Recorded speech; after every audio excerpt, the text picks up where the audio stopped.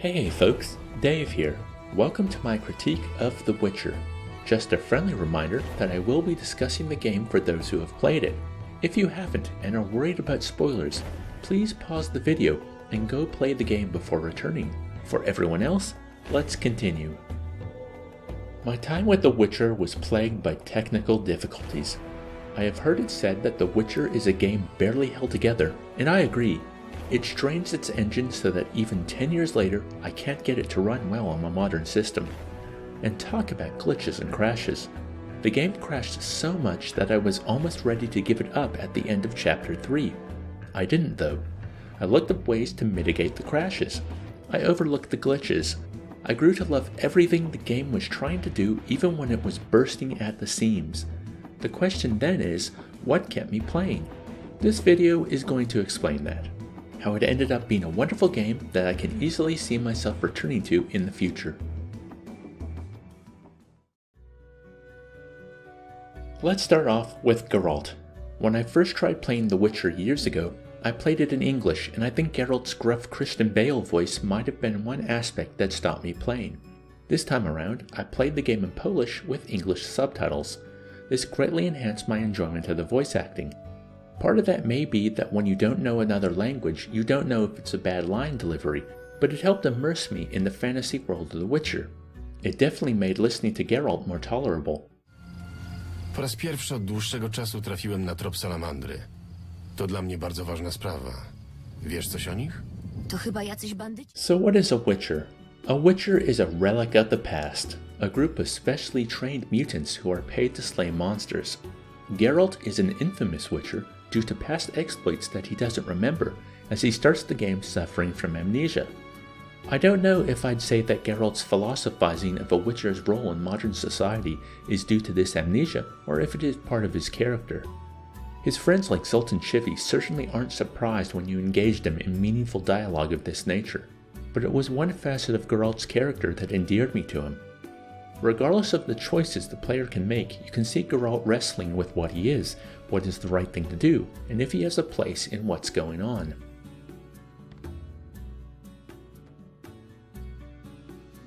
His friendships and the relationships you strengthen throughout your adventure are another highlight. Because of the amnesia, longtime friends are still new to Geralt. The trust might not be there with some of them, Triss for example, due to her motivations as a member of the Sorceresses. But I always love spending time with Zoltan, Shani, and Dandelion, especially that one section of the game where you have a party with them and just drink and reminisce. The Witcher is famous for its moral choices, but I'd say out of all the decisions in the game, the one that gave me the most pause was whether to hand Alvin over to Shani or Triss in Chapter 3.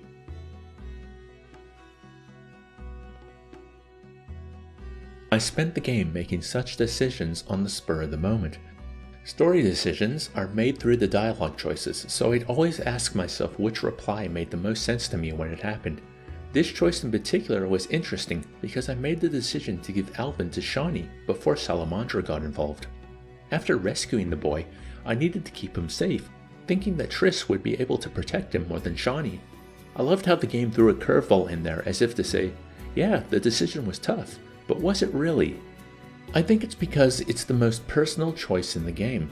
Siding with the Scoia'tael or the Order of the Flaming Rose is important plot-wise, but Alvin, Triss, and Shani all have relationships with Geralt, and this choice can drastically affect those relationships.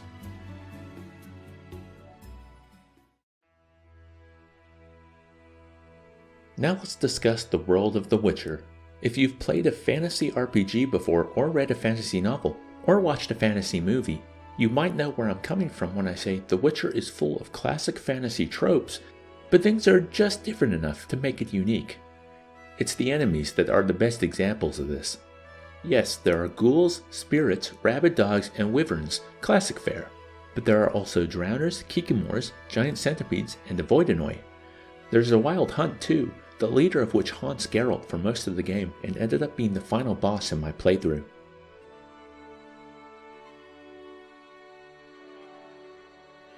This idea of same but a little different applies to a lot of the systems as well.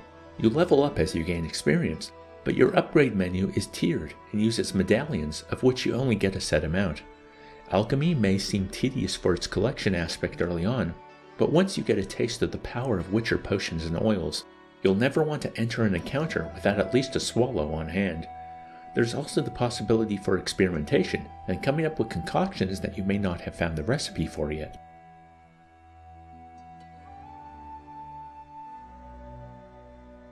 Then there's the combat. It's like the world's simplest rhythm game. Click when the icon changes and you'll enter into the next stage of the combo. You might find yourself swapping stances and throwing a few spells into the mix, but overall the repetitive nature can be tedious. What interested me is the difference between playing the game in isometric mode versus playing it over the shoulder. I played the entire game over the shoulder, but during my previous time with The Witcher, I played with the isometric view. Isometric gives you a more strategic overview of the battle. You're able to position Geralt a lot better, but you become more removed from the action.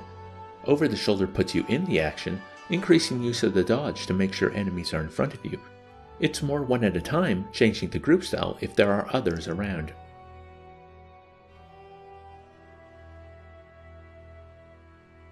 Lastly, it's each individual chapter's story that kept me going.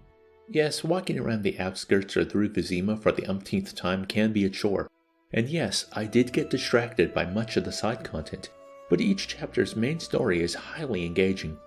Chapter 1 is a morality tale, about why the villagers are being haunted by a malevolent spirit and who is to blame. Chapter 2 is a whodunit that can end in different ways with different characters as allies, enemies, or corpses, depending on how closely you are paying attention.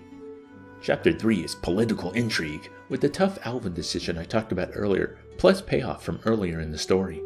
Chapter 4 is similar, dealing with a wedding gone wrong and the influence of an elder god and its worshippers. You also finally run into another Witcher. Then you have the finale.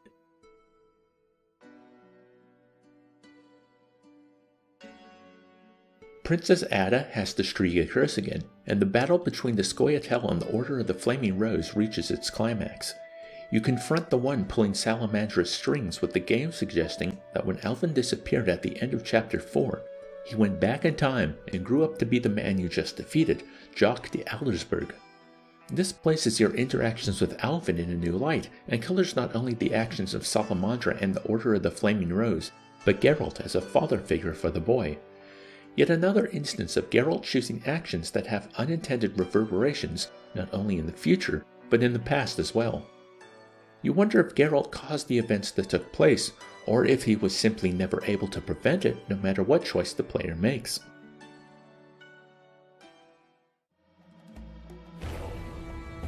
And then the final cutscene plays, starting another chapter of The Witcher. Yes, it seems that it is linked to what Geralt and the player has just gone through, but it's an inciting incident of its own story. Hopefully sometime soon I'll get around to playing The Witcher 2. I have heard a lot of criticism towards that game, but then again, I put up with consistent crashing, glitches, and a lot of tedium to play through The Witcher, and I don't regret my time spent with it, faults and all. I'm looking forward to The Witcher 2 having similar qualities. Thanks for watching.